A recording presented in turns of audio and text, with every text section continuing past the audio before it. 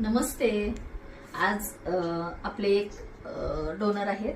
त्यांच्या छोट्याशा मुलीचा वाढदिवस आहे, आद्विकाचा.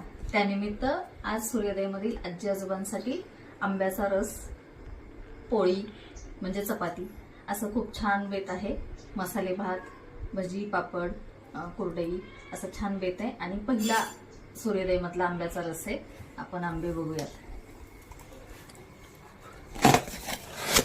वाव,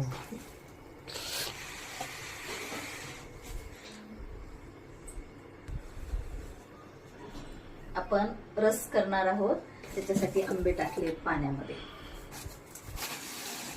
हे बघा, आज ह्या एवढ्या सगळ्या आंब्याचा रस आहे.